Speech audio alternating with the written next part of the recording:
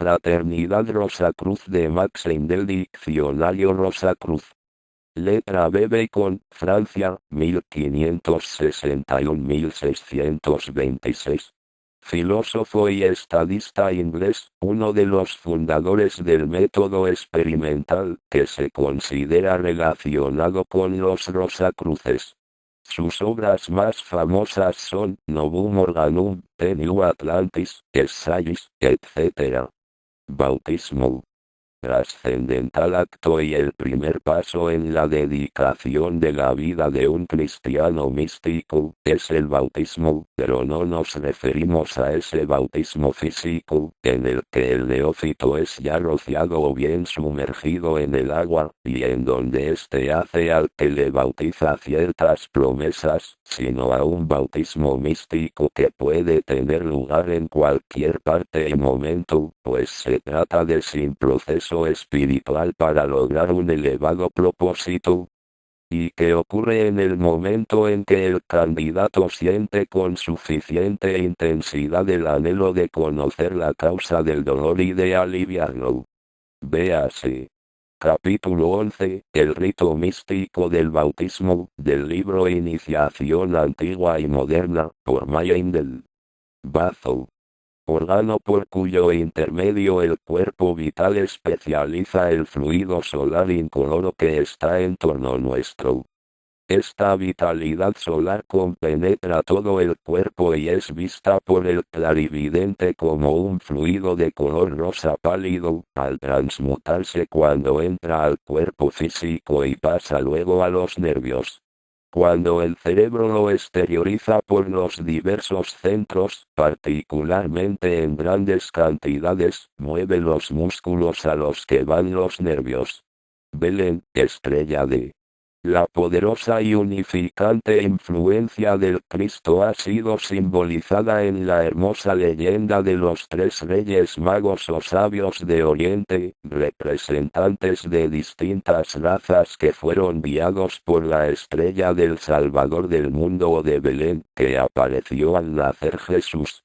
Muchas especulaciones se han hecho sobre la naturaleza de esa estrella, pero en realidad la que apareció en la Santa Noche de Navidad es la misma que brilla para todo místico, es el Espíritu del Sol Cristo, que quien está preparado para la iniciación ve con su visión espiritual brillar a través de la tierra. Biblia.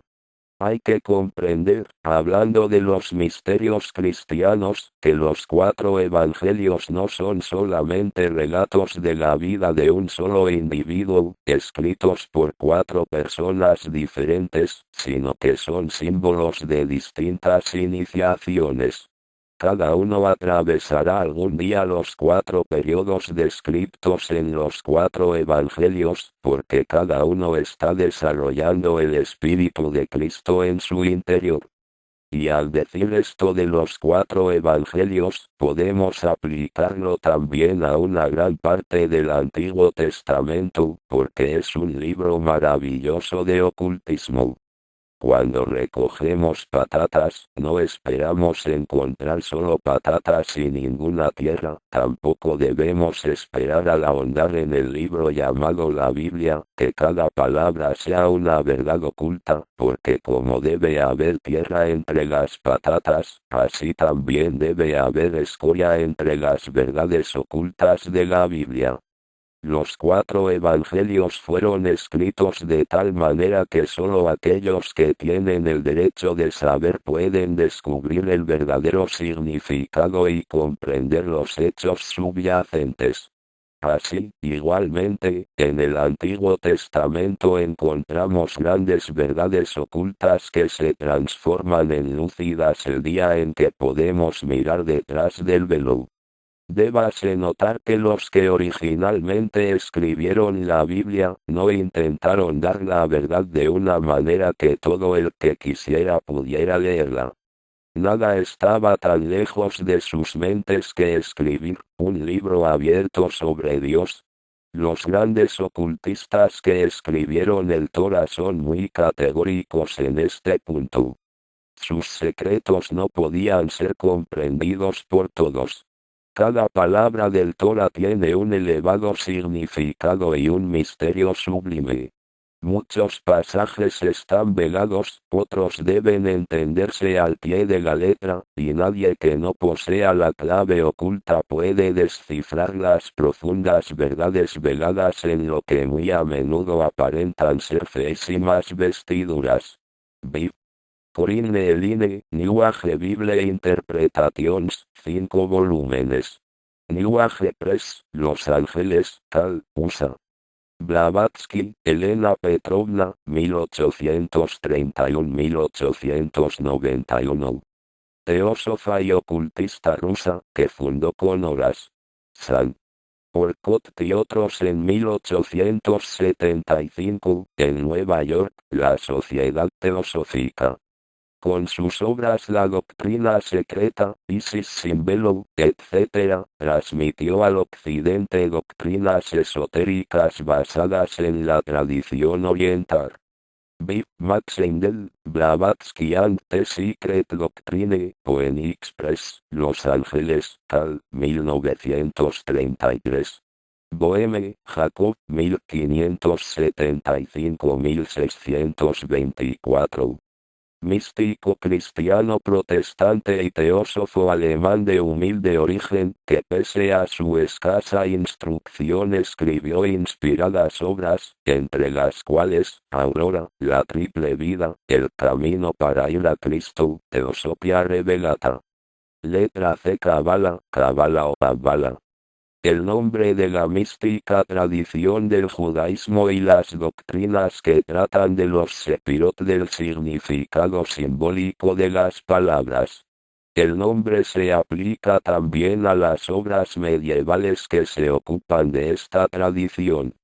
Su literatura principal es el Sefer Yetzirah, el Bair y el Zohar. Caballeros del Santo Grial. Orden de iniciados en los misterios de la nueva dispensación, en cuyo poder se cita obra del Santo Grial. Los hermanos mayores de la Rosacruz y órdenes afines que, en su totalidad, representan al Santo Grial, viven en el amor y el servicio desprovisto de egoísmo. Esto incrementó el brillo del Santo Grial, que en consecuencia aumenta en esplendor, irradiando una poderosa influencia sobre todos los que se hallan espiritualmente dispuestos. Caballeros de la Tabla Redonda.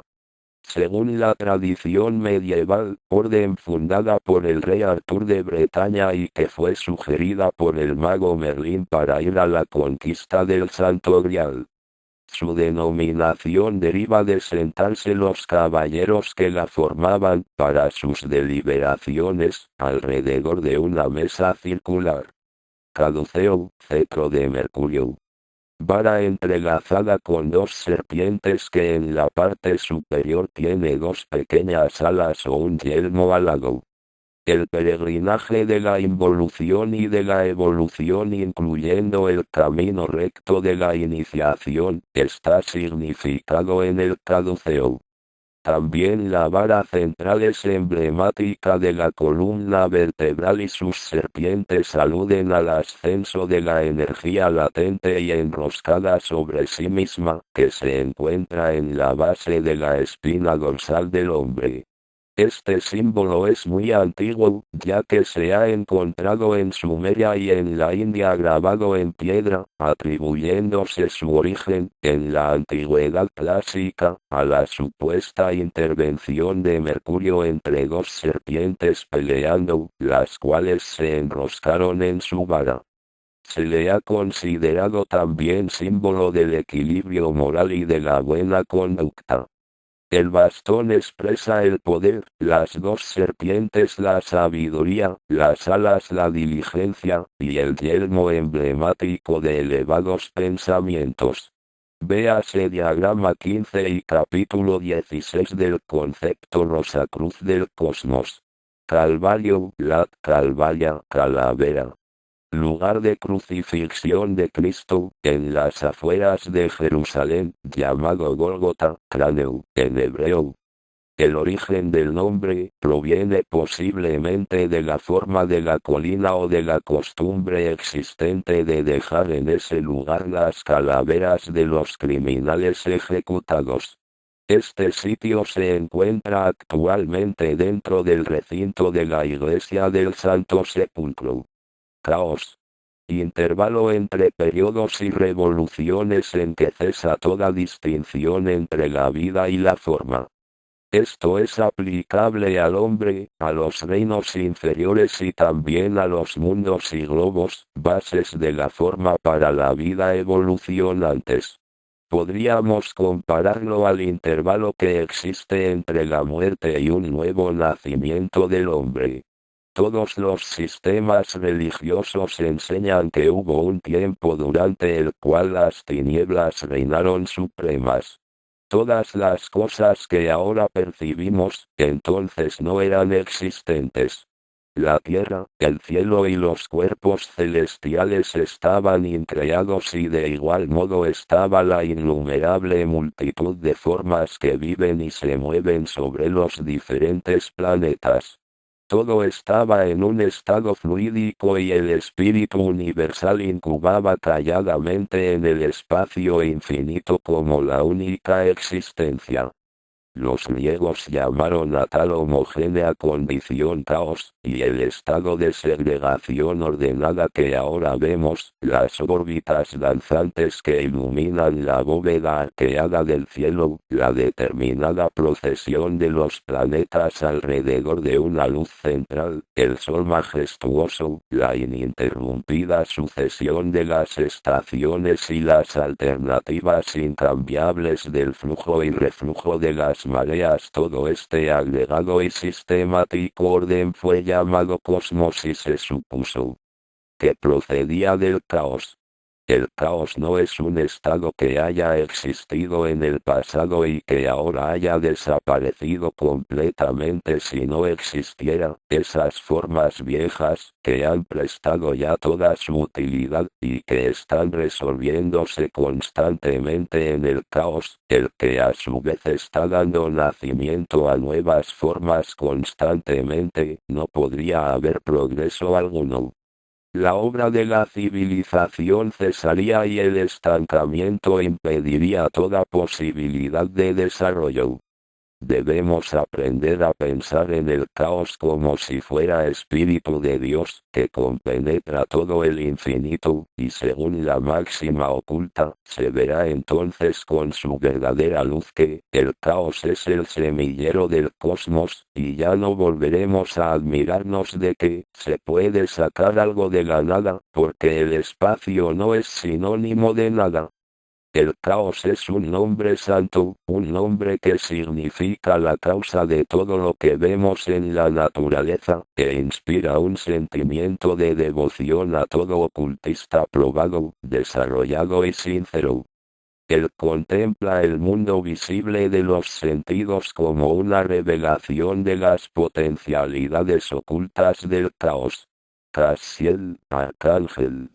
El justo y paciente genio, embajador de Saturno en la tierra, representante de la justicia, el derecho y el supremo orden de Dios.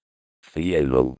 Se entiende por cielo un estado feliz de conciencia o condición de activa bienaventuranza, a donde vamos al morir después de pasar por el purgatorio. Está formado de 3 niveles, a saber, primer cielo, cuando la existencia en el purgatorio ha terminado, el espíritu se eleva hacia el primer cielo, que está situado en las 3 regiones más elevadas del mundo del deseo, donde los resultados de su sufrimiento se incorporan en el átomo simiente del cuerpo de deseos, impartiéndole así la cualidad de la rectitud, la que actuará como impulso para el bien y la repulsión para el mal en el futuro. El primer cielo es un lugar de alegría sin mezcla alguna de amargura. El espíritu está más allá de la influencia de las condiciones materiales y terrestres, y asimila todo el bien contenido en su vida pasada conforme la revive de nuevo. Todas las empresas nobles que el hombre aspire se realizan en toda su amplitud aquí. Es un lugar de reposo y cuanto más dura ha sido la vida, más intenso será el descanso de que gozará. La enfermedad, la tristeza y el dolor son cosas desconocidas. Esta es, por decirlo así, la tierra de veraneo de los espiritualistas, la tierra de promisión. Todos obtienen aquí la satisfacción de lo que carecieron en su vida terrestre. Hay en esta región una clase que lleva especialmente una vida hermosísima. Los niños. Cuando un niño muere antes del nacimiento de su cuerpo de deseos, lo que tiene lugar alrededor de los 14 años, no va más allá del primer cielo, porque no es responsable de sus actos, como tampoco es responsable el aún no nacido, del dolor que causa a su madre moviéndose o saliendo de la matriz. Para tales niños el primer cielo es una sala de espera donde permanecen desde 1 hasta 20 años, hasta que se presenta una nueva oportunidad para renacer. Este cielo es también un lugar de progreso para todos los que han sido estudiosos, artistas o altruistas. El filósofo o el estudiante tienen acceso instantáneo a todas las librerías del mundo. El pintor observa con inefable delicia los colores siempre cambiantes y muy pronto aprende que su pensamiento forma y moldea esos colores a voluntad. En el primer cielo se goza de música mucho más hermosa y permanente que en el mundo físico, así que allí los oídos del músico gozan de melodías que nunca oyeron en su vida terrestre. Las experiencias del poeta son parecidas a las del músico, porque la poesía es la expresión de los más íntimos sentimientos del alma. Además el poeta encuentra una inspiración magnífica en las imágenes y colores que son las características principales del mundo del deseo. El filántropo produce sus planes altruistas para el mejoramiento de la raza humana. Si estos fallaron en una vida, verá la razón de los fracasos en el primer cielo y aprenderá a sobrepasar los obstáculos y a omitir los errores que hicieron impracticables sus ideas y sus planes. Segundo cielo, mientras el primer cielo se encuentra en el mundo del deseo, el segundo cielo se encuentra en la región del pensamiento concreto. Este lugar es la patria hogar del espíritu. El trabajo que realiza el hombre en el mundo celeste es múltiple. No es una existencia inactiva, soñadora o ilusoria la que lleva, sino que, por el contrario, es de la más intensa e importante actividad, preparándose para la próxima vida, así como el sueño es una preparación activa para el trabajo del siguiente día. En el segundo cielo permanece el ego durante siglos enteros, asimilando el fruto de su última vida terrestre y preparando las condiciones terrestres más apropiadas para su próximo paso de progreso. Tercer cielo, después de haber asimilado los frutos de la vida pasada y alternado la apariencia de la tierra de tal manera que pueda proporcionar el alrededor ambiente requerido para el próximo paso hacia la perfección, el ego asciende a la más elevada región del mundo del pensamiento, el tercer cielo. Aquí, por medio de la armonía inefable de este mundo superior, se fortalece para su próxima inmersión en la materia. Después de algún tiempo viene el deseo de nuevas experiencias y la contemplación de un nuevo nacimiento. Esto evoca una serie de cuadros ante la visión del espíritu, un panorama de la nueva vida que le espera. Este panorama contiene solamente los acontecimientos principales. El espíritu tiene plena libertad en cuanto a los detalles. Ciencias ocultas. nombre genérico con el que se designa, sin discriminación, a todos los conocimientos esotéricos. Clariaudiencia. La facultad psíquica natural o adquirida de poder oír a cualquier distancia, inclusive sonidos ultrafísicos. Clarividencia. El poder psíquico natural o desarrollado de ver a través de la materia densa y regiones invisibles sin obstáculo de distancia ni tiempo. Clarividente. Un clarividente es el hombre cuyo sentido de la vista se ha extendido tanto que percibe otro mundo, invisible para la mayor parte de nosotros, y que es capaz de ver todo lo que hay allí. No conoce todas las cosas que ve allí por el solo hecho de que las vea, sino tiene que aplicarse para conseguir ese conocimiento. Cuando la conexión entre el cuerpo vital y el denso de un hombre es un tanto débil, será sensible a las vibraciones espirituales, y si es positivo podrá por su propia voluntad desarrollar sus facultades espirituales, vivir una vida espiritual y recibir a su debido tiempo las enseñanzas necesarias para convertirse en un clarividente educado, dueño de su facultad en cualquier momento, libre de ejercitarla o no, como quiera. Pero si una persona tiene dicha conexión del cuerpo vital con el denso, débil, y es de temperamento negativo, puede ser presa de los espíritus desencarnados, como un medium. Para desarrollar la clarividencia voluntaria es necesario someterse a una tarea muy ardua, y por consiguiente, esta facultad la poseen muy pocos, mientras que la clarividencia negativa, desgraciadamente, la han desarrollado muchos que no tienen elevados ideales que les impidan prostituir su facultad por dinero. Los ejercicios convenientes para desarrollar la clarividencia solo puede dar una persona clarividente, y todo el que tiene el poder de dar esos ejercicios sabe también cómo evitar desarrollos indeseables. Pero un instructor de esa clase jamás anuncia desarrollo psíquico a tanto la lección. Estos ejercicios nunca se venden, son siempre recompensa del mérito. Así que el clarividente amaestrado que tiene realmente algo que dar, no aceptará jamás ninguna donación o muestra de ofrecimiento por ejercer su facultad, sino que dará, y lo dará desinteresadamente, todo lo que él considere necesario o compatible con el destino generado ante la ley de consecuencia por la persona a quien va a ayudar. La clarividencia controlada es la que se usa para investigar los hechos ocultos y es la única que sirve realmente con ese objeto. Por lo tanto, el estudiante debe sentir, no el deseo de satisfacer una tonta curiosidad, sino un deseo santo y desinteresado de ayudar a la humanidad. Hasta que ese deseo no exista, no puede hacerse progreso alguno para alcanzar la clarividencia positiva.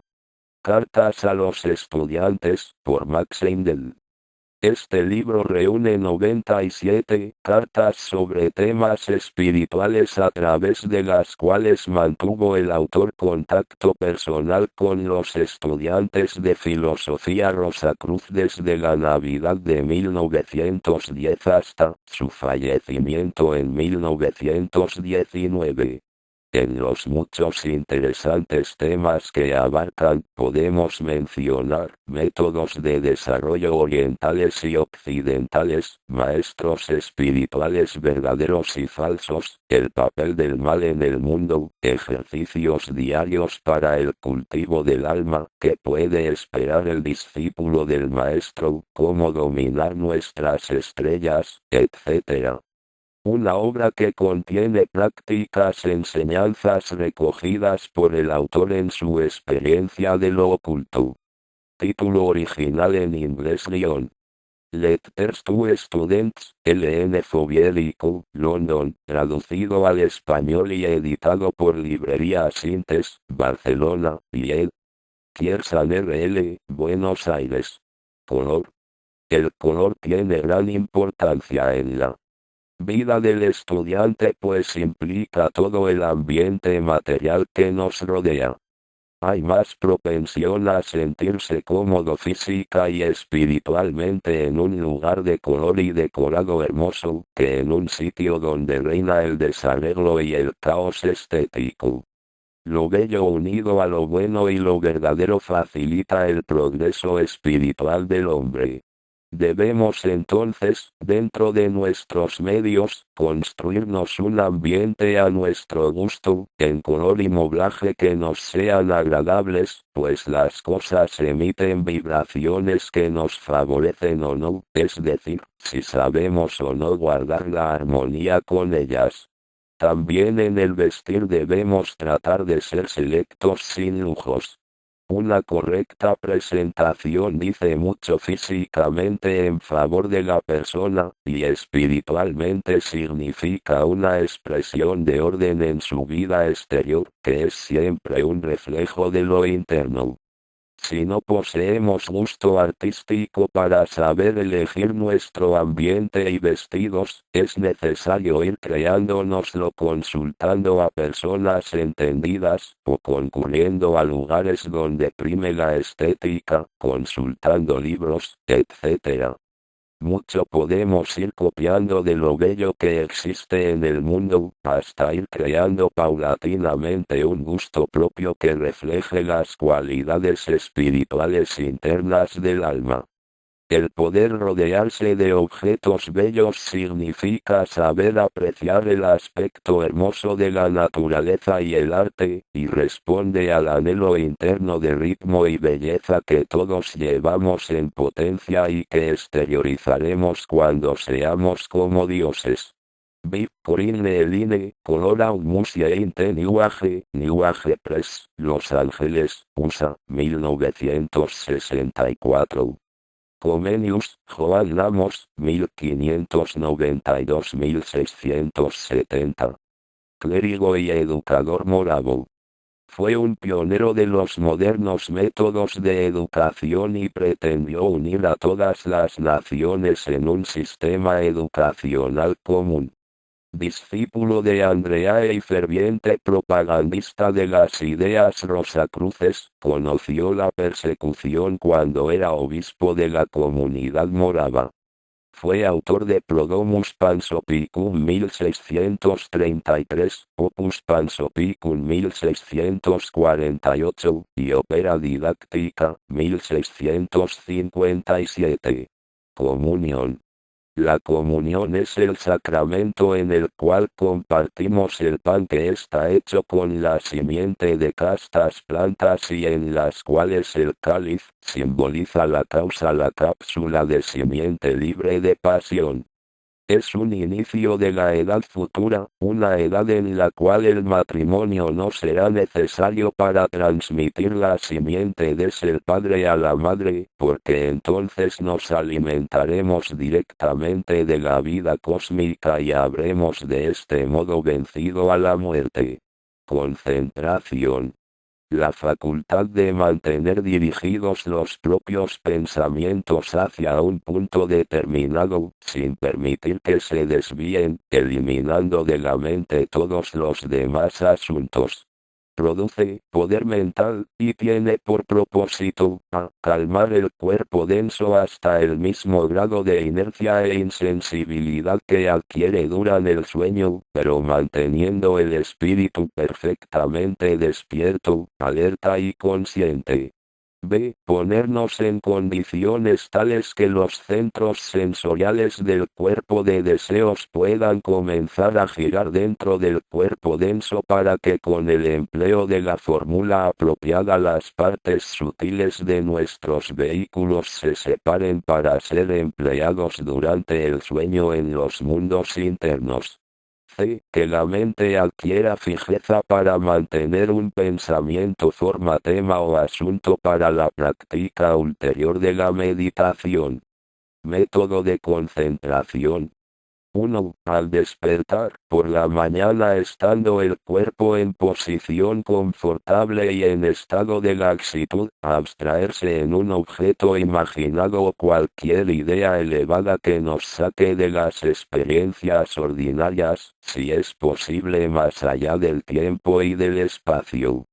Se recomienda como forma los primeros 5 versículos del Evangelio de San Juan, tomando sentencia por sentencia una mañana tras otra y tratando de penetrar y percibir el asunto. 2. Cuando pueda mantenerse el tema firmemente por 5 minutos, abandonarlo repentinamente y dejar la mente en blanco. A su debido tiempo las visiones y escenas del mundo del deseo llenarán el espacio vacante, pudiéndose progresivamente ordenarse qué cosas específicas se desea se presenten para examinarlas e investigarlas. 3. Cuando se consiga lograr una total concentración en un determinado asunto a voluntad, y cuando los sentidos están absolutamente en reposo, concentrar el pensamiento sobre los diferentes centros sensoriales del cuerpo de deseos con el objeto de que estos comiencen a girar. Concepto Rosacruz del Cosmos o Ciencia Oculta Cristiana, por Max Endel. En su título original Terros y Crucian Cosmos Conception Orgistics Christianity. Esta extraordinaria obra, la más importante del autor, fue publicada por primera vez en Seattle, Washington, en noviembre de 1909 y hasta la fecha se han hecho de la misma más de 20 ediciones en inglés y ha sido traducida a los idiomas más importantes. La Orden Rosacruz imparte de tiempo en tiempo conocimientos esotéricos a la humanidad en forma tal que su expresión esté de acuerdo con el desarrollo intelectual de la época. Este libro contiene algunas de sus últimas revelaciones, condensadas en las enseñanzas que recibió el autor, por ser la persona elegida por los hermanos mayores para transmitirlas al mundo. Es así como este trabajo excepcional, verdadera piedra angular de la literatura esotérica de nuestro siglo, mantiene dentro de la misma un lugar de privilegio, pues une a su claridad de exposición la fuerza emotiva que supo imprimirle Max Endel, eminente místico y ocultista, figura de singular relieve entre los muchos expositores de las enseñanzas filosóficas impartidas por los Rosacruces a través de los siglos.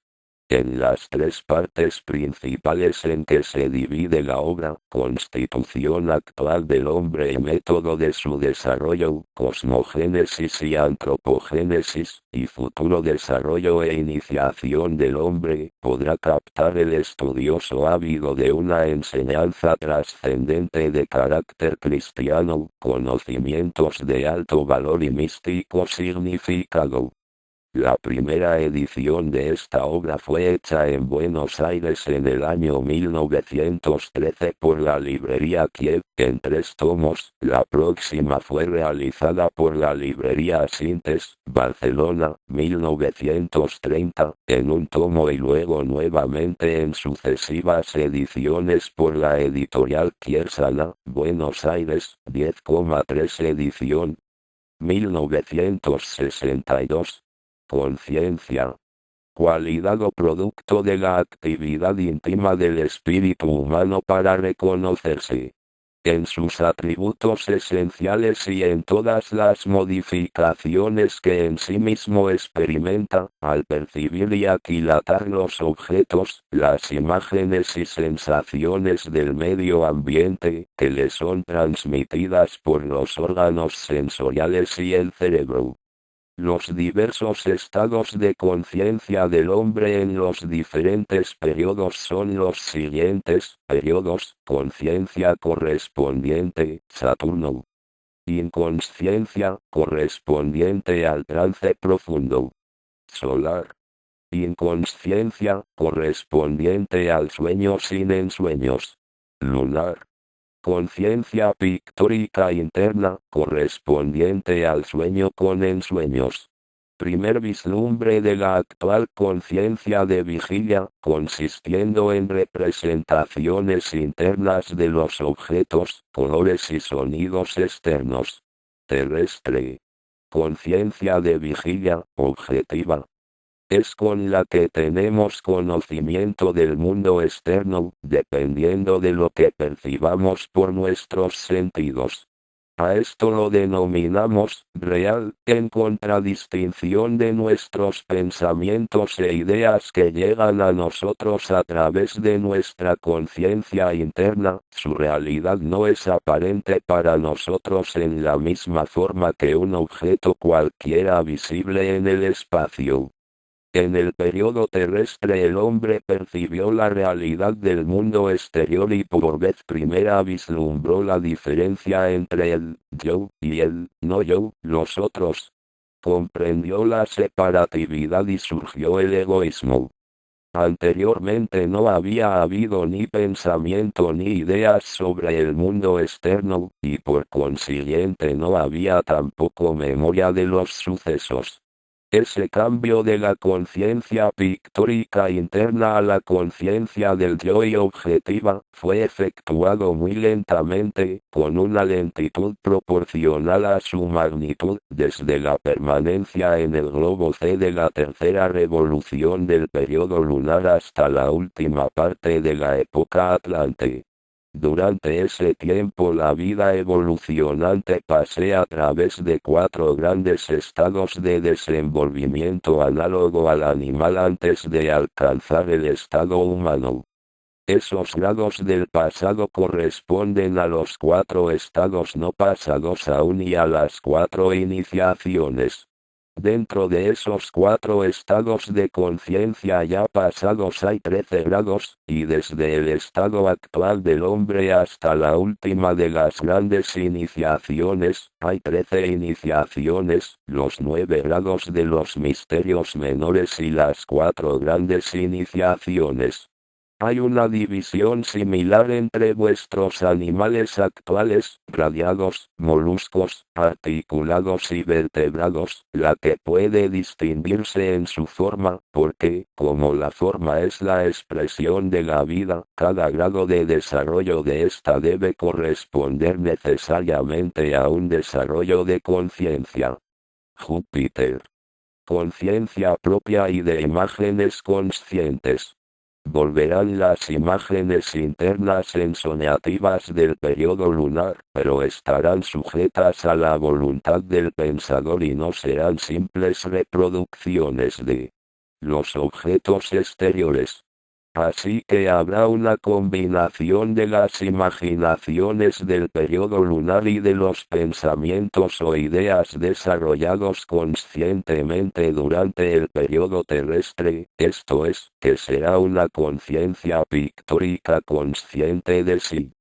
En ese entonces cuando un hombre diga rojo, o exprese el nombre de un objeto, se presentará a su visión interna una reproducción exacta y clara del tono particular del rojo en que esté pensando o del objeto de que se esté hablando, cuya reproducción será también visible para el interlocutor. No habrá malentendido alguno en cuanto a lo que quiere significarse por las palabras emitidas. Los pensamientos e ideas serán visibles y vivos, por lo tanto, la hipocresía y la adulación quedarán completamente eliminadas. Los hombres se verán exactamente como son. Habrá buenos y malos, pero esas dos cualidades no se encontrarán mezcladas en la misma personalidad. Las imágenes internas del periodo lunar eran la expresión del alrededor externo del hombre. En el periodo de Júpiter esas imaginaciones serán expresadas desde dentro, serán una facultad de la vida interna del hombre. Poseerá además la facultad que cultivó en el periodo terrestre de ver las cosas fuera de sí mismo, en el espacio. En el periodo lunar no veía las cosas concretas, sino sus cualidades anímicas. En el periodo de Júpiter verá ambas y tendrá por lo tanto una comprensión perfecta de todo cuanto lo rodee. La conciencia de Júpiter no comenzará a desarrollarse en el periodo de Júpiter hasta la quinta revolución, cuando el quinto globo haya sido alcanzado y cuando comience la quinta época de ese globo. Venus. Conciencia objetiva, yo consciente, creadora. Al finalizar el periodo de Venus el hombre podrá emplear su propia fuerza para dar vida a sus imaginaciones y para arrojarlas fuera como objetos en el espacio. Entonces poseerá una conciencia objetiva, consciente y creadora. Esta conciencia de Venus no comenzará hasta la sexta revolución, al llegar a la sexta época y sexto globo. Vulcano. Conciencia espiritual. La más elevada conciencia incomprensible para nuestra inteligencia actual. Esta conciencia queda limitada al último globo y época, un poco antes que finalice el día de manifestación constitución de couple del hombre. El hombre es un triple espíritu que posee una mente gobernando con ella un triple cuerpo, el cual él hizo emanar de él mismo para adquirir experiencia. Este triple cuerpo el espíritu lo transmuta en una triple alma, de la cual él se nutre, elevándose así de la impotencia a la omnipotencia, es decir, el espíritu C. Denso alma consciente divino emano extra el espíritu de Sice vital yendo alma intelectual de vida el como el espíritu C de fruto humano deseos alma emocional el espejo de la mente también contribuye a aumentar el crecimiento espiritual porque los pensamientos que transmite, ahí del espíritu, lo pulen abrillantándolo más y más, ayudándolo e intensificando su foco y reduciéndolo a un solo punto, haciéndolo perfectamente flexible y bajo el control del espíritu. Constitución séptuple del hombre. La constitución séptuple del hombre se compone de 1. Espíritu divino el ego triple 2. Espíritu de vida 3. Espíritu humano espíritu foco a través del cual 4. La mente se refleja el ego en el triple cuerpo 5. Cuerpo de deseos el triple cuerpo 6. Cuerpo vital la sombra del triple 7. Cuerpo denso espíritu véase. Constitución de couple del hombre. Contemplación. Estado en que se mantiene un objeto o tema ante la visión mental y se deja que el alma de aquel nos hable figuradamente enseñándonos todo lo referente a su aspecto vital, así como la meditación nos enseñó lo referente a la forma. Cordón plateado. Cordón o hilo etérico que conecta los vehículos superiores al físico por medio del átomo simiente del corazón. Durante el estado de vigilia, cuando el ego está funcionando conscientemente en el mundo físico, sus diversos vehículos están concéntricos, ocupan el mismo espacio, pero por la noche, cuando el cuerpo está durmiendo, se efectúa una separación. El ego envuelto en la mente y en el cuerpo de deseos sale del cuerpo denso y del vital, que quedan sobre el lecho. Los vehículos superiores flotan sobre ellos o muy cerca y están conectados a los vehículos más densos por el cordón plateado, hilo finísimo y vibrante que tiene la forma de dos números 6 unidos, estando un extremo y el otro al centro vórtice del cuerpo de deseos. Al producirse la muerte, este hilo se rompe en el átomo simiente del corazón y las fuerzas de dicho átomo pasan por el nervio neumogástrico por medio del tercer ventrículo del cerebro y de allí al exterior por la sutura que hay entre los huesos occipital y parietal del cráneo, siguiendo por el cordón plateado hasta los vehículos superiores. Simultáneamente con esa ruptura se desprende el cuerpo vital y se une a los vehículos superiores que están flotando sobre el cuerpo muerto. Allí permanece durante unos 3 días y medio. Entonces los vehículos superiores se desprenden del cuerpo vital, el que se desintegra sincrónicamente con el cuerpo denso en los casos ordinarios. En el momento de esta última separación, el cordón plateado se rompe también por la mitad, y el ego queda libre de todo contacto con el mundo material. Durante el sueño el ego también se retira del cuerpo denso, pero el cuerpo vital permanece con el cuerpo denso y el cordón plateado permanece intacto. Ocurre algunas veces que el ego no entra en el cuerpo por la mañana, para despertarlo como es lo corriente, sino que se queda fuera durante un intervalo que varía desde un día hasta un número indefinido de ellos. Entonces se dice que el cuerpo está en trance natural. Pero el cordón plateado no se rompe por ninguna de las dos partes mencionadas. Si se llegaran a producir estas rupturas, no habría restauración posible. Cosmos. Los griegos llamaron el estado de segregación ordenada que ahora vemos, las órbitas danzantes que iluminan la bóveda arqueada del cielo, la determinada procesión de los planetas alrededor de una luz central, el sol majestuoso, la ininterrumpida sucesión de las estaciones húmedas alternativas incambiables del flujo y reflujo de las mareas. Todo este agregado y sistemático orden fue llamado cosmos y se supuso que procedía del caos.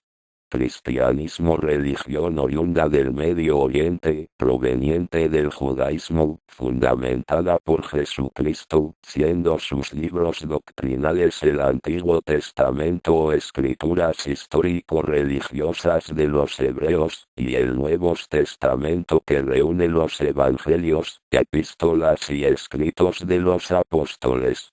Este credo, del que no entramos en detalle por ser conocido por todos en sus delineaciones doctrinales principales, nunca se impuso uniformemente, pues cuando parecía alcanzar su homogeneidad, aparecieron cismas y reformas que dispersaron al cristianismo original en numerosas divisiones y sectas, aunque esencialmente puede reconocerse en todas ellas la inspiración de Jesucristo.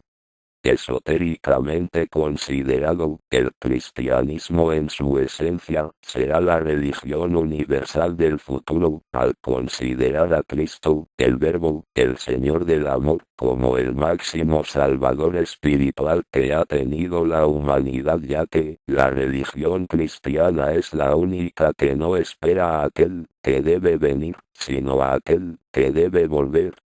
Entre las distintas sectas que mantienen el ideal de Cristo, podemos citar entre las principales: la Iglesia Católica Apostólica Romana, considerada la principal y más importante por su universalidad; la Iglesia Ortodoxa Oriental; la Iglesia Armenia o Copta; la Iglesia Jacobita; la Iglesia Nestoriana; y las numerosísimas denominaciones del credo protestante, anglicanos, episcopales, bautistas, adventistas, luteranos, calvinistas, etc.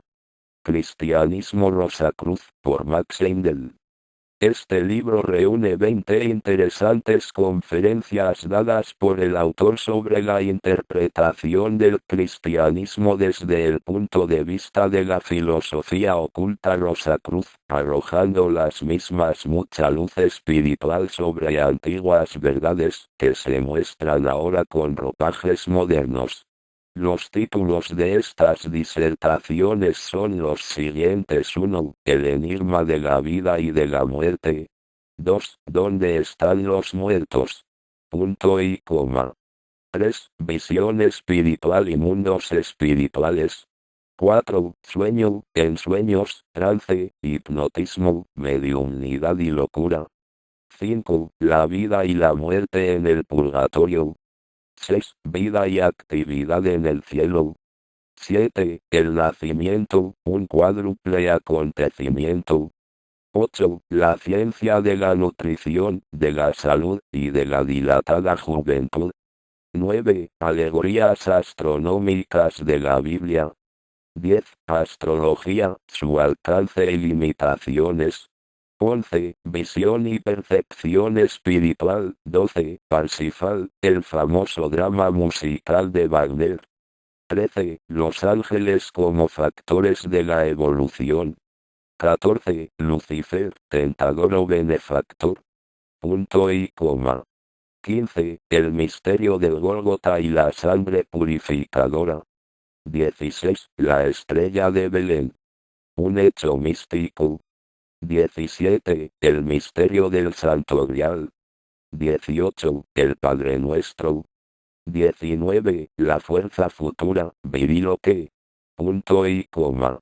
20. La fraternidad y la raza futura, publicado por Editorial Kier, Buenos Aires y Librería Sintes, Barcelona.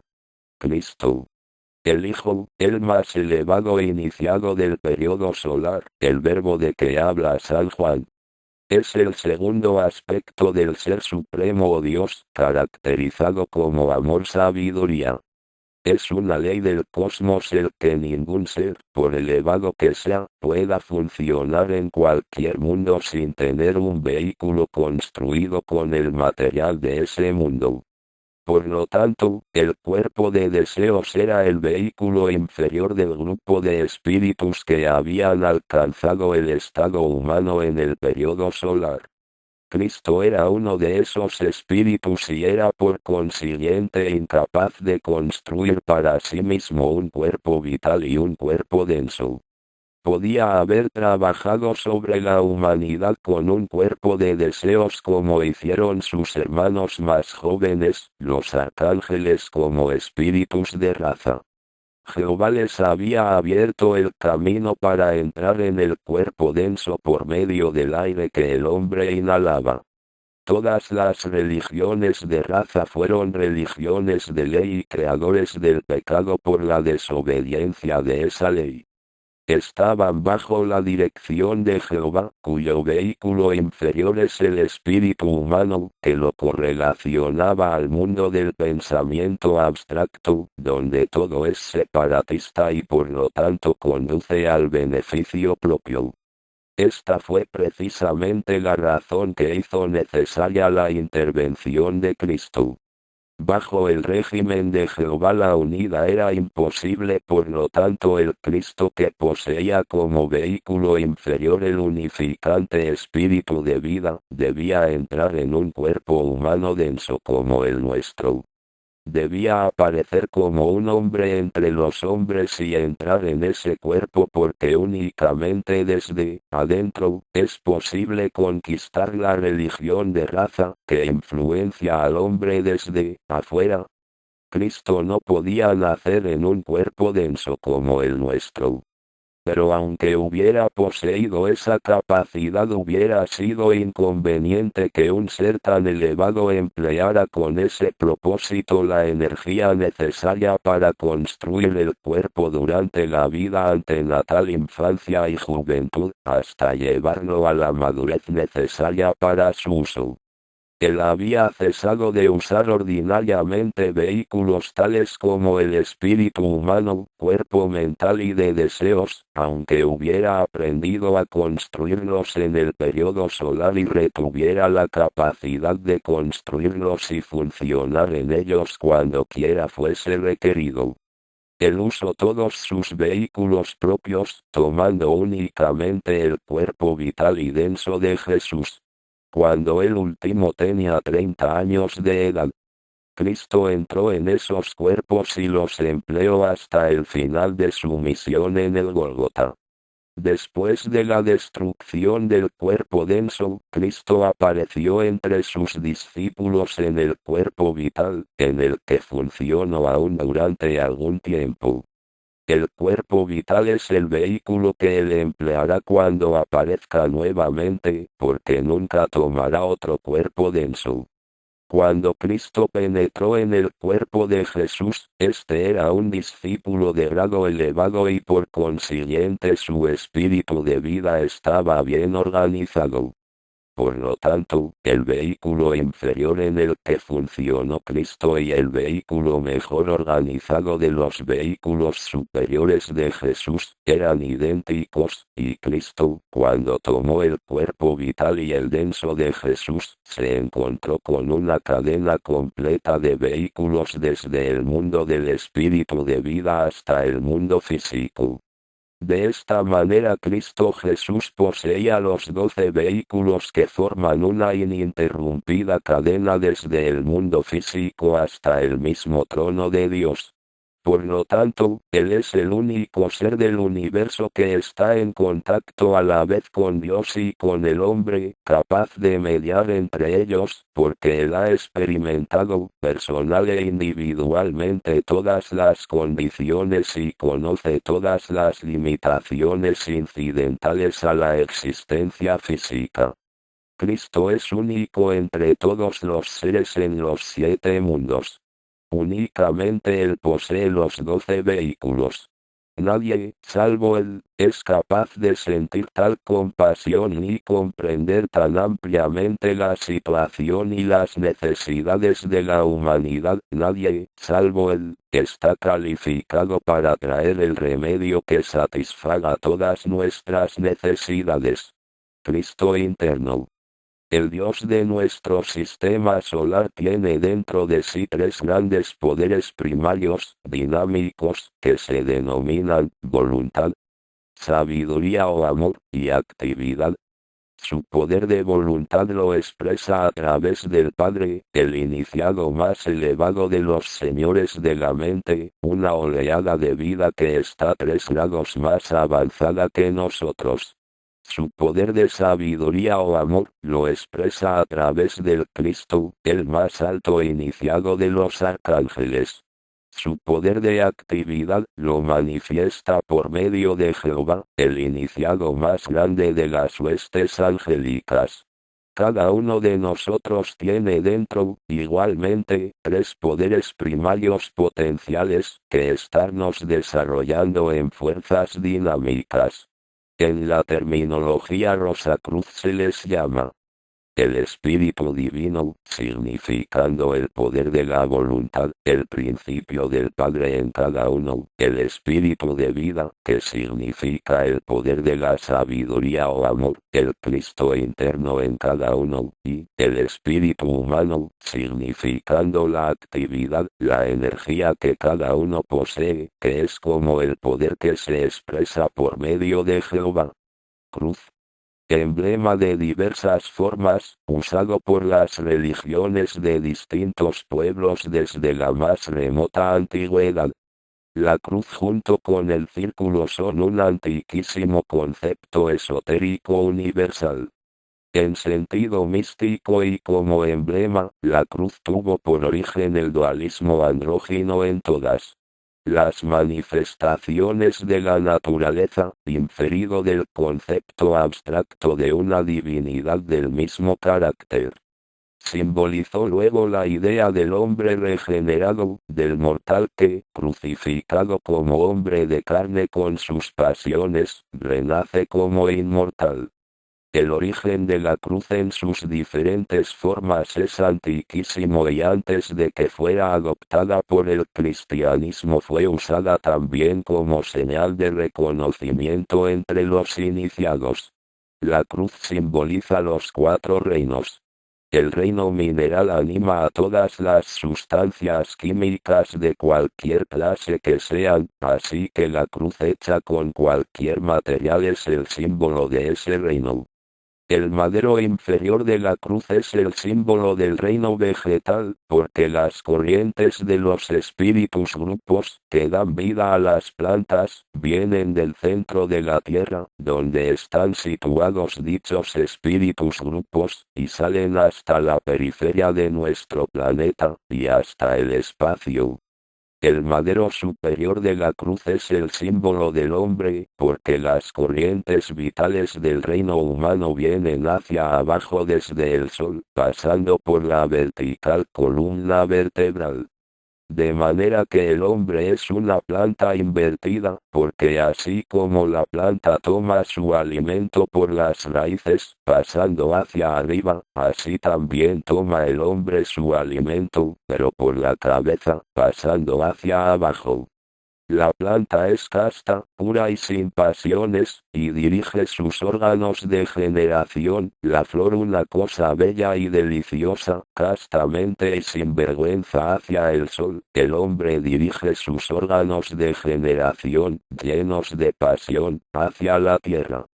Entre los reinos vegetal y humano está el animal, con su médula espinal horizontal. Las corrientes de los espíritus grupos animales pasan por esa médula espinal horizontal, pues dichas corrientes circulan en torno de la Tierra. Por consiguiente, el madero horizontal de la cruz simboliza el reino animal. Cuerpo-alma. El cuerpo-alma es uno de los vehículos del espíritu o uno de sus cuerpos. Está compuesto de los dos éteres superiores del cuerpo vital, es decir, del éter de luz y el reflector. El cuerpo-alma se construye por medio de una vida de amor y servicio a favor de la humanidad. Semejante vida no solamente atrae y purifica una gran parte de los éteres superiores, sino que con el tiempo también tiene como efecto el que se produzca una división entre ellos y los dos éteres inferiores. Después de haberse producido esta división, el cuerpo-alma se ha separado para ser empleado en los vuelos del alma. El trabajo a favor de la humanidad construye el cuerpo-alma, pero una vida ligera y sensual impide su crecimiento, y produce además el efecto de que los dos éteres inferiores se introduzcan en él, en lugar de los dos superiores, que quedan excluidos. Cuando el cuerpo-alma está construido, la persona que lo posee es capaz de salir de su cuerpo físico a su antojo, y después de haber recibido la debida instrucción, puede atravesar el espacio de un lugar a otro con la más absoluta libertad. Cuerpo de deseos. Además del cuerpo físico y el cuerpo vital tenemos también un cuerpo construido de materia de deseos, del cual salen nuestras emociones y sentimientos. Este vehículo nos impele también a buscar la satisfacción de nuestros sentidos. Pero mientras los dos instrumentos arriba mencionados están bien organizados, el cuerpo de deseos aparece a la vista espiritual como una nube ovoide que se extiende entre 16 a 20 pulgadas alrededor del cuerpo físico. Se halla sobre nuestra cabeza y debajo de los pies, de modo que el cuerpo denso se asienta en el centro de esa nube en forma de huevo, al igual que la yema está en el centro de un huevo. La razón del porqué del estado rudimentario de este vehículo está en que ha sido añadido a la constitución humana más recientemente que los cuerpos mencionados antes.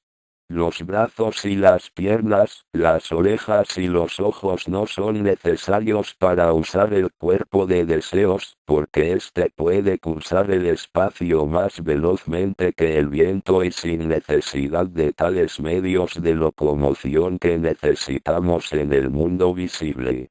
Cuando se le ve con la vista espiritual parece que hay en este cuerpo de deseos una multitud de vórtices giratorios. Desde el vórtice principal en la región del hígado, hay un flujo constante que se irradia hacia la periferia de este cuerpo de forma ovoidal y que retorna al centro por medio de otros muchos vórtices. El cuerpo de deseos muestra todos los colores y sombras que nosotros conocemos y un número infinito de otros que son indescifrables por el lenguaje humano. Llegará el día que podemos utilizar nuestro cuerpo de deseos como hoy lo hacemos con el denso, con la ventaja de no encontrar obstáculos físicos de ninguna naturaleza. Viv Max Endel, El cuerpo de deseos, edición Kier, Buenos Aires, 1964. Cuerpo del pecado. Personas que durante su vida terrestre se hartan de vicios y crueldades o emplean la magia negra para obtener poder sobre otros, endurecen su cuerpo vital y hacen que éste compenetre inextricablemente en el cuerpo de deseos. Los dos constituyen entonces lo que se llama el cuerpo de pecado. Tales individuos quedan ligados a la zona terrestre cuando pasan a las tres regiones del purgatorio.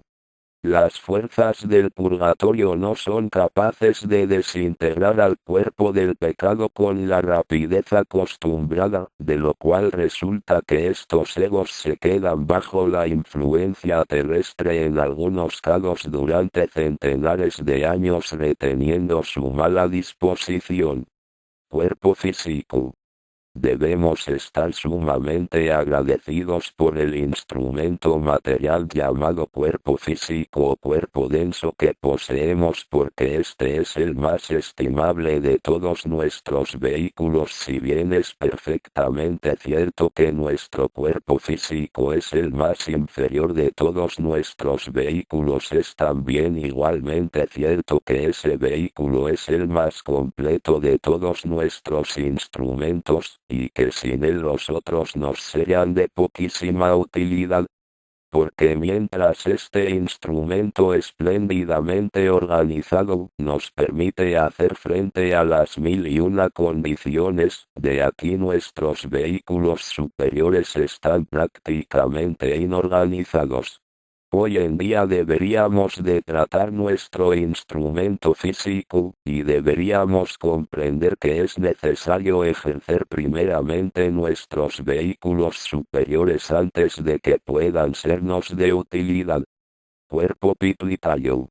Pequeño glándula situada en la cabeza que en conexión con la pineal pone al hombre en contacto con los mundos internos, véase, tercer ojo. Cuerpo vital. El cuerpo vital es una exacta contraparte de nuestro cuerpo visible molécula a molécula, y órgano por órgano con una sola excepción, es del sexo opuesto. Es además ligeramente un poco mayor, extendiéndose cerca de pulgada a pulgada y media más allá de la periferia de nuestro cuerpo físico. El cuerpo vital radica en los centros huecos de los átomos densos y en el bazo. Durante el día el cuerpo vital especializa el fluido solar incoloro que está en torno nuestro, por medio del órgano llamado bazo. Esta vitalidad compenetra todo el cuerpo y el clarividente la ve como un fluido de color rosa pálido, habiéndose transmutado al entrar en el cuerpo físico. Dicho fluido fluye por los nervios y cuando el cerebro lo expele por sus centros, especialmente cuando es en grandes cantidades, mueve los músculos a los que llevan los nervios. El cuerpo vital puede decirse que está formado por puntos que miran en todas las direcciones, hacia adentro, hacia afuera, arriba y abajo, en todo el cuerpo, y cada puntito pasa por el centro de cada uno de los átomos químicos, haciéndolo vibrar. Este cuerpo vital interpenetra al cuerpo denso desde el nacimiento hasta la muerte bajo todas las condiciones, excepto cuando la circulación sanguínea se detiene en cierta parte, y cuando una persona muere, el cuerpo vital abandona al cuerpo denso. Durante el día el hombre absorbe fluido vital, pero conforme avanza el día, las toxinas del disgregamiento abruman al cuerpo físico más y más.